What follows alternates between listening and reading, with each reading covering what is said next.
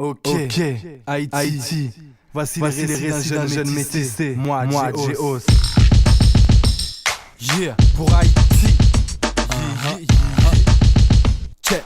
Alors, si on doit parler du déroulement des ateliers, ça se passait de la manière suivante. Ça avait toujours la même structure, au fait. Donc, je commençais par une petite présentation de moi-même. Moi, relais José, moi toujours posé. Nous sommes mecs qui osaient, souffler n'a pas causé. Ok? Et puis, donc ça, c'était le blabla. Et après, on passait un peu déjà à la pratique. Et je leur faisais toujours un texte pour justement, encore une fois, démontrer que voilà, j'ai quand même certains acquis et je m'y connais en rap. Femme, pas gain, l'État, y'a que des ONG. Et le peuple formé à Dieu, il prie genre OMG. Je suis sur la route de Delma, dans le trafic, à croire les infos, y'en a tellement. Dans le trafic, les frères veulent les visas US, la carte résidentielle. Et les rappeurs se lancent dans la campagne présidentielle. Ouais, c'est qu'on s'en a fait. Donc c'était des exercices assez faciles en général, mais c'est des choses assez simples, mais vraiment qui donnent les bases du rap. Dans tous les beats de rap, la plupart c'est sur 4 temps. Donc 1, 2, 3, 4, 1, 2, 3, 4, et ainsi de suite. Et donc moi ce que je faisais justement, je leur mettais des musiques que mon ami, qui fait partie de mon groupe, Kay, a composé. Il m'en avait composé certaines spécialement pour moi, pour que je puisse justement faire ces ateliers. Et puis après, donc ça c'est tout ce qui concernait la forme, donc rime, rythme, flow. Et après ça on partait sur les choix des thèmes. Appel. Et puis de là, eh bien, on peut partir sur la démonstration. Donc le but c'était aussi ça, d'appeler les gens du camp. Et puis thème nous t'es choisi, c'est prendre l'école au sérieux. Prends l'école au sérieux. Prends l'école au sérieux. Prends l'école au sérieux. Prends l'école au sérieux. Il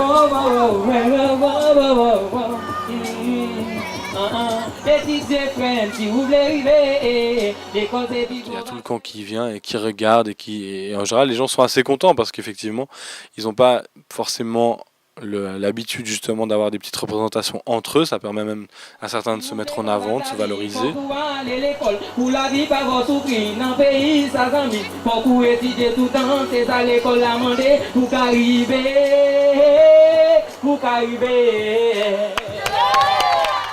On a eu Delma 33, c'était le premier atelier qui était déjà le plus organisé, ça c'est clair, vu que le camp est déjà très bien organisé, ils ont beaucoup d'espace libre aussi, donc on a pu aménager toute une zone avec on a pris des bancs d'école, j'ai ramené le tableau. On m'a fait un petit texte, c'est le même texte que je t'ai fait hier. M'a fait en français et puis après m'a fait une petite improvisation, ok?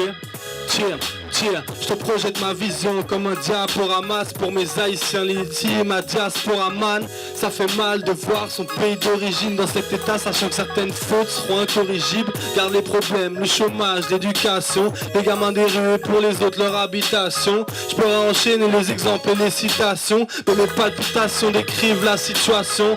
On a voulu transformer le prince du port en crapaud, lui ôter son chapeau, salir un si beau drapeau. Mais je perds pas espoir de voir Haïti se relever. J'en ai rêvé, elle a déjà accompli tant d'exploits. Révolte d'esclaves et indépendance font son histoire. Libre, première république noire. Donc faut pas baisser les bras, hausser la tête, nommer le torse. Tous ensemble, l'union fait la force. Pourquoi je suis sous la tente? Ça enregistre déjà? Ouais. Alors je suis sous la tente parce qu'on a fait un atelier rap avec plusieurs jeunes du camp de Delma 33. On a commencé déjà hier, c'était samedi 17, aujourd'hui on est dimanche 18, on est revenu pour continuer l'atelier rap, on a distribué la charte pour la reconstruction. Malheureusement il a plu, mais malgré la pluie, on a continué à rapper. On a rappé avec le micro, avec le matériel.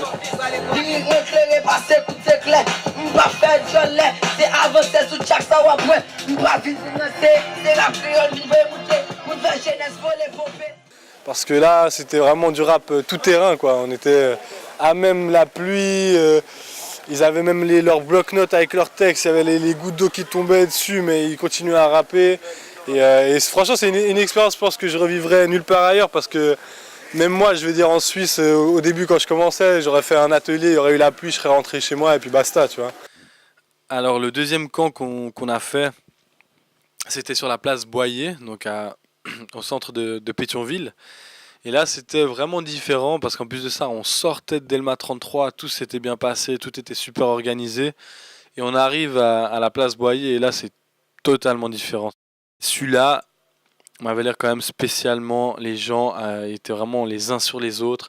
Ils ont pratiquement aucune place d'aérer. Il y a des adolescents qui ont pris le micro, il y a des tout jeunes aussi qui ont pris le micro.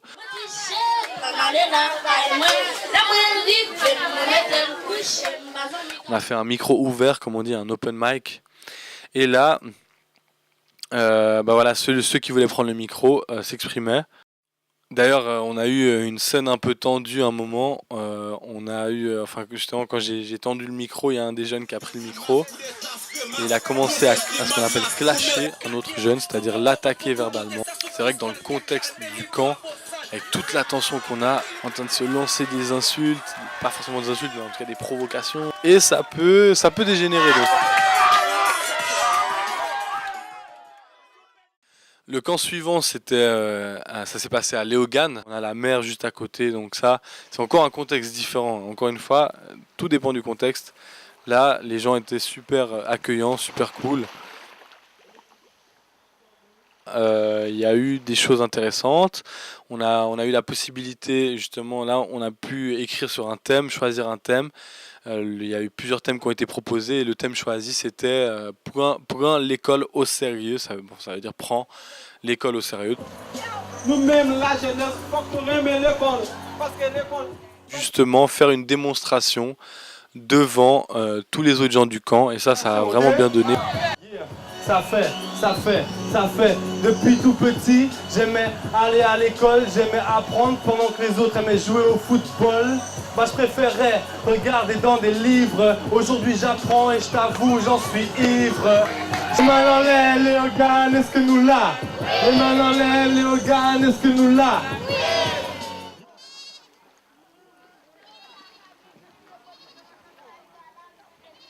Et alors le dernier camp qu'on a fait, ça s'est passé dans l'Artibonite. Donc un ami qu'on connaît ici qui s'appelle Monsieur Elitello, et donc qui a monté tout un centre de formation où ils ont justement des formations d'ébénistes, couturières, cuisine, informatique, et journalistes, il y a une petite radio, etc. Et alors là, c'était le plus abouti, c'est-à-dire c'est l'atelier avec lequel on a pu aller le plus loin.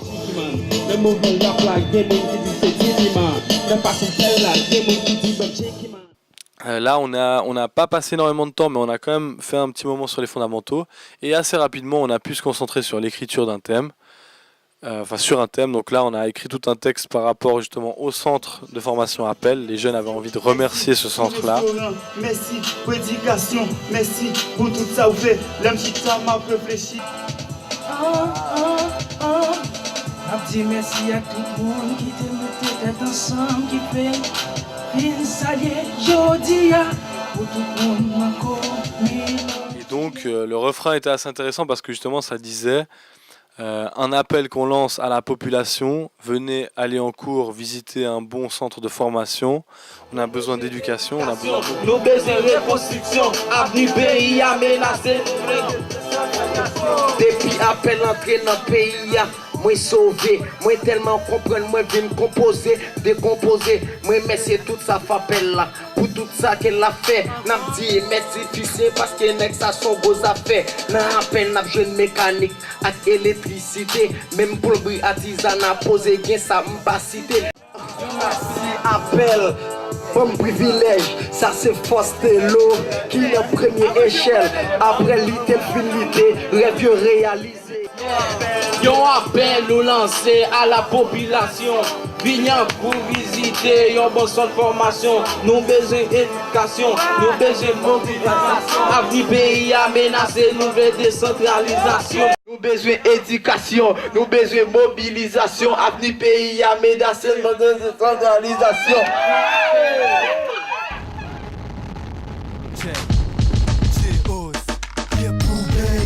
M'a chanté, moi t'as main li changé. M'a prêté ça dans la ria, m'a prêté fier pour la vie, pour Haïti m'a chanté.